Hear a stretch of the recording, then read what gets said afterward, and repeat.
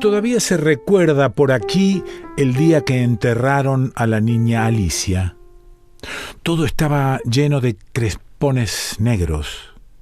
Más que la cantidad llamaba la atención, para quien fuera recién llegado, el silencio de la gente que acompañó el cortejo. No se oían condolencias, ni murmullos, ni sollozos. Hasta las ancianas que solían llenar con sus alaridos los entierros de los solitarios estaban mudas de espanto. Los padres de Alicia permanecieron lejos y el féretro lo llevaron personas extrañas en medio del silencio, cargado de angustias y resplandores del mediodía. El cortejo marchaba lentamente hacia el cementerio. Yo, en realidad, ya no recuerdo bien ese día que quedó sin tarde. Recuerdo, sí, una noche anterior a ese día, cuando Alicia desapareció. Ella se había ido a jugar con Martín y Diego a los galpones de Rodríguez, que en aquella época daban para el fondo de la casa. La única forma de llegar allí, no siendo por el frente, que ese mes permanecía cerrado, era atravesando mi patio y la quinta que tenía a continuación, donde, debo decirles, si es que están dispuestos a creerme, ese verano crecieron zapallos de un tamaño que nunca antes había visto. Los gurises acostumbraban cruzar el alambrado desde la casa de Diego a la mía y de ahí a los galpones. Esa tarde los vi cruzar como a las 5. Yo daba vuelta tierra de este lado de las cañas, así que no me vieron. Pero yo sí los vi a ellos. Los dos varones corrían. La niña pedía que no la dejaran atrás. Después los perdí de vista un largo rato. A las 6, cuando terminé de trabajar, todavía no habían regresado. Creí haber visto a Diego de reojo caminando en el techo del galpón. Pensé que podía caerse y me acerqué para gritarles un rezongo, pero cuando llegué ya no había nadie en el techo ni en ninguna otra parte que pudiera ver. Guardé la pala y el azadón en un cajón que tengo al lado de la cocina y volví para cerciorarme. No vi a nadie. A las 9 apareció la madre de Alicia. Ya hacía un rato que llovía fuerte y su hija no aparecía. Para peor, acababa de encontrar a Diego y Martín a 2 cuadras de allí, junto a la cañada. Habían estado jugando en el terraplén hasta que cayeron las primeras gotas.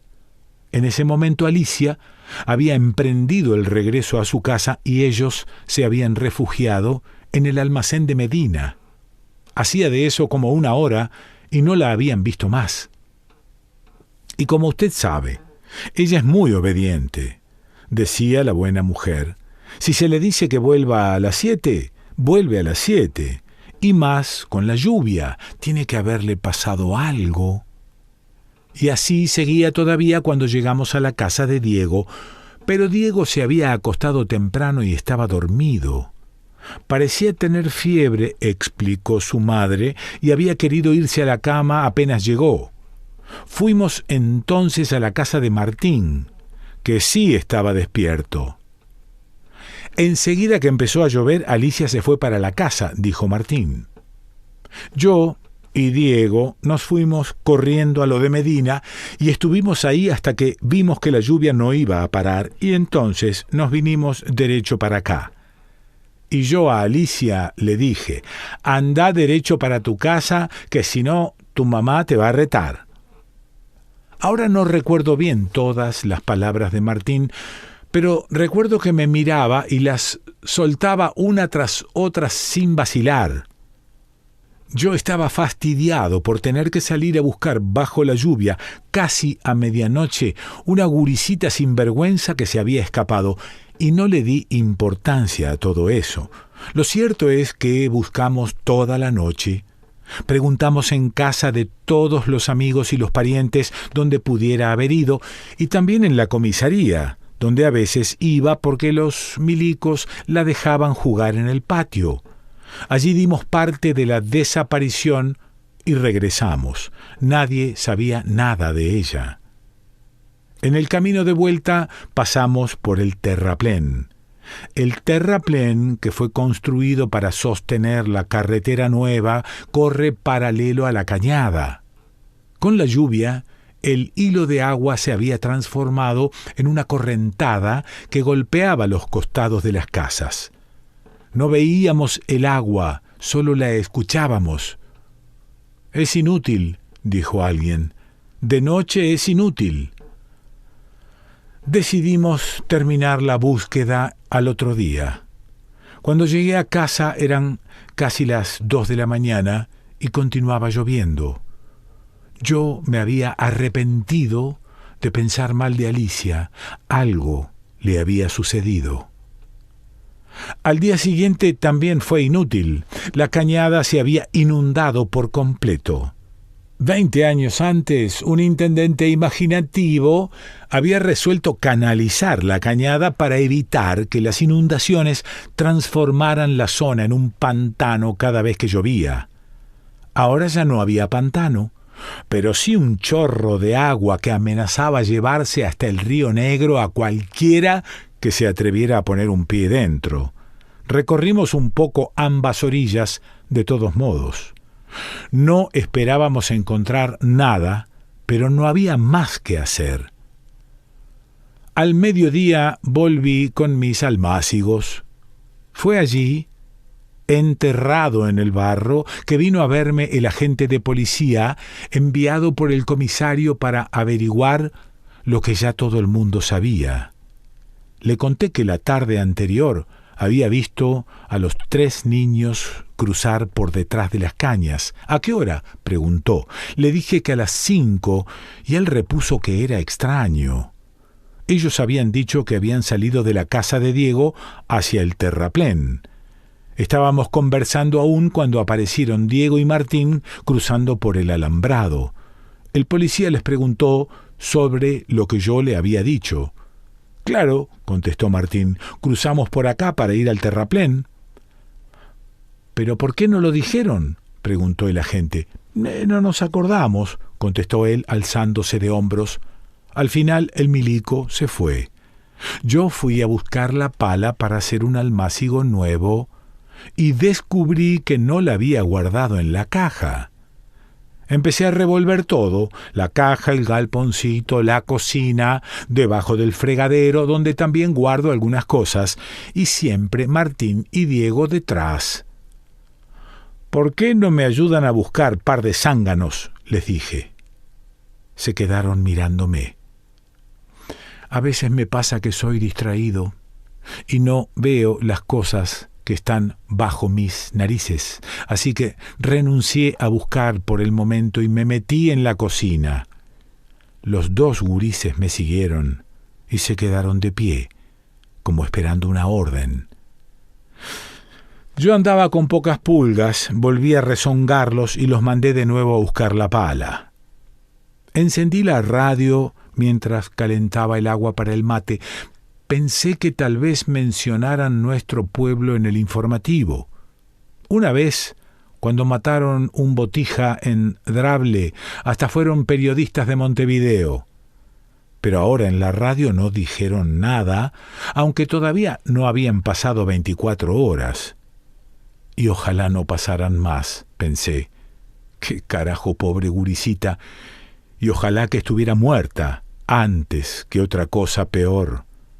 Aunque lo mejor es que estuviera viva, claro. Entonces descubrí que Martín y Diego me miraban desde la puerta. ¿Y ahora qué quieren? La pala. Y Martín la puso frente a mí. La pala.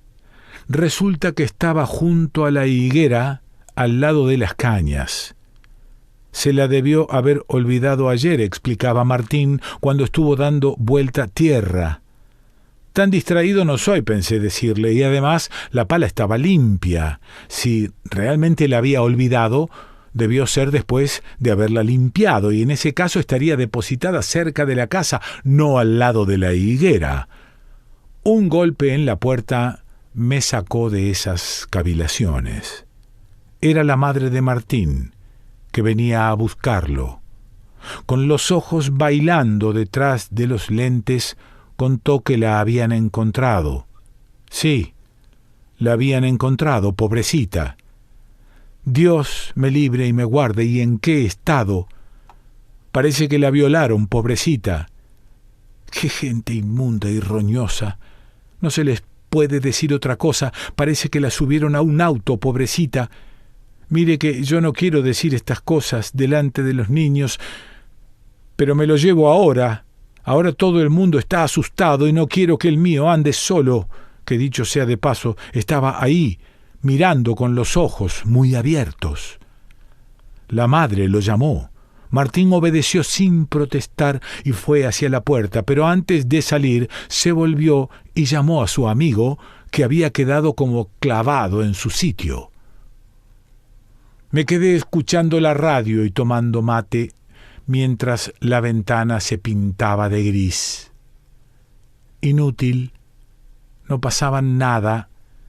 Nadie se acordaba de nuestro pueblo, ni aunque lo borraran del mapa. Sin querer me puse a pensar en Alicia y tuve que asombrarme de lo poco que me había fijado en ella. Quizá porque molestaba menos que sus amigos, aunque siempre estaba corriendo tras ellos. Diego seguía a Martín y ella seguía a Diego, que estaba mirándome desde el otro lado del alambrado, a través del patio, mientras regresaba a la quinta a terminar lo que estaba haciendo. Al rato de estar trabajando caí en la cuenta de que Diego me observaba fijamente, ahora al lado mío. No pronunciaba una palabra. «¿Qué te pasa?», le pregunté. «¿Se te perdió tu amigo?» «¿Se enteró ya?», preguntó él. «¿Enterarme de qué?». No encontraron a Alicia. Lo único que encontraron fue un zapato de ella tirado al lado de la cañada. Levanté la cabeza sorprendido, pero no me miraba. Señalaba hacia las cañas. «¿Vio los almácigos?» «No, ¿qué tenés con los almácigos?» «Están llenos de hormigas». Carajo, era cierto. Las hormigas negreaban entre las plantitas como si fueran un único animal. Rascándome la cabeza me puse a pensar cómo era posible que de la noche a la mañana surgieran como de la nada. «Yo sé dónde está la olla». Volvió a sorprenderme y tampoco ahora encontré su mirada. Me hacía señas para que lo siguiera. Fui hacia las cañas y señaló un montículo de barro del que surgían a puñados. Me incliné a mirarlas con mayor detenimiento. Entraban y salían con rapidez, llevando todo tipo de pequeñas cosas, blancas, rojas, negras. «¿Y cómo las descubriste?», pregunté. Me había dejado solo. No lo había escuchado irse, pero tampoco tuve tiempo para pensar más, pues desde la entrada venía avanzando un vecino que saludaba. De lejos meneó la cabeza, comprensivo, al verme inclinado sobre el montículo de barro. «Hormigas», dijo. «Sí, también me han ganado en el fondo de la casa». Y habló un poco más de un veneno que estaba usando, que era el mismo que yo había usado alguna vez, y cuando le pregunté si le daba resultado, recordó por qué había venido. Era para preguntarme si estaba dispuesto a dar una mano al otro día, que iban a buscar el cuerpo de la pobrecita esa que se perdió, siempre y cuando la correntada hubiera bajado un poco. Así que al otro día tendríamos que darnos un baño en el chiquero, que otra cosa no era la cañada, con el agua hasta el pecho, nadando entre cuanta porquería se les ocurría echarle adentro a los vecinos. Pensé con tristeza en los días de mi niñez, cuando la cañada era un hilo de agua que corría perdido entre los ligustros y donde íbamos con mis amigos a cazar sapos y cangrejitos de agua dulce. En aquel tiempo no ocurrían estas cosas. Y ahora estábamos allí, con el agua hasta la cintura, nadando entre porquerías, batiendo el lecho de la cañada con palos a riesgo de que la correntada todavía fuerte nos arrastrara hasta el más allá. Al menos el hedor había disminuido. En las orillas, en el espacio entre casa y casa, los que no participaban de la búsqueda esperaban con paciencia que apareciera el cadáver y mientras tanto tomaban mate y conversaban. Pero llegó el atardecer y no se encontró nada. Empapados y tiritando, se resolvió archivar a la niña como desaparecida o muerta o lo que correspondiera. Cuando dejamos atrás el puente sobre la cañada, ya nadie parecía acordarse del asunto. O mejor, parecía que hubiera pasado a formar parte de todos aquellos sucesos que, siendo dolorosos, ocurren tan lejos que solo merecen comentarse en las charlas que los vecinos sostienen sobre los alambrados. De pronto, el tiempo no muy favorable para la próxima cosecha ocupaba la mayor parte de las preocupaciones. Los hombres sencillos y avejentados caminaban cabizbajos y señalaban las nubes violetas en el horizonte. Yo no podía olvidarme así nomás, porque encontré que Martín y Diego me estaban esperando, sentados en el escalón de la puerta de la casa. Entraron conmigo sin decir una sola cosa. ¿Vio las hormigas?, preguntó Martín, clavando los ojos en los míos. ¿Se puede saber qué tienen con las hormigas? ¿Le va a poner veneno en la olla? ¿Me van a ayudar? Claro. Martín continuaba con la misma mirada irrespetuosa que usaba siempre. Diego a veces lo miraba y a veces me miraba a mí, sin parar la vista en ninguna parte. Puse el agua a calentar y fui a cambiarme la ropa mojada. Después volví a la cocina. Tiré despacio la yerba vieja pensando en todo eso. Ellos permanecían en silencio, aunque Martín estudiaba, como solía hacer, la colección de botellitas que tenía en el aparador sobre la cocina. Diego, sentado, miraba mi espalda mientras yo continuaba sacando la yerba del mate. Bueno, dije al fin, mañana voy a comprar el veneno. ¿Me van a ayudar entonces? Vengan de tarde. Claro, respondió Martín, mañana venimos. Vámonos, Diego. Quedé solo. Encendí la radio y terminé de aprontar el mate mientras pasaban las noticias de las 8. Tampoco hoy mencionarían a nuestro pueblo. Me senté a mirar lo que quedaba del cielo por la ventana. Traté de no pensar en hormigas, ni en Martín, ni en Diego, ni en nadie. De Alicia no me acordaba más. A las 9 apagué las luces y me acosté. Rígido, mirando el techo, dormí sin soñar nada, con sueño de cansado y de quien quiere olvidar, casi sin darme cuenta. Cuando abrí los ojos, ya el primer relumbrón de la mañana aparecía en la ventana. Despacio me levanté y prendí la radio. La voz de Gardel se desgranó en una guitarra metálica y gimiente. Tomando mate esperé que se pusiera claro del todo. Entonces tomé la pala y me fui hasta el hormiguero. Hundí la pala en medio del montículo hasta que tocó algo más duro. La saqué y volví a hundirla, ahora en el borde. Entró en la tierra negra y húmeda con toda facilidad, y al tirar del mango, la parte superior del hormiguero se desprendió como la tapa de una cacerola.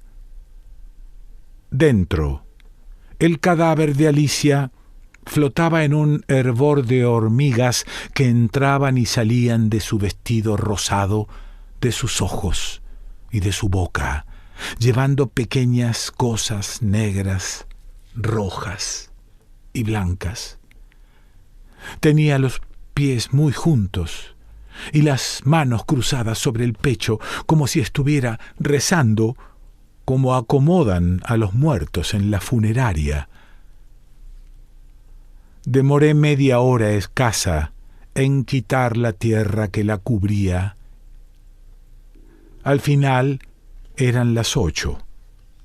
Cansado, regresé a terminar el mate. Era temprano para ir a molestar al comisario.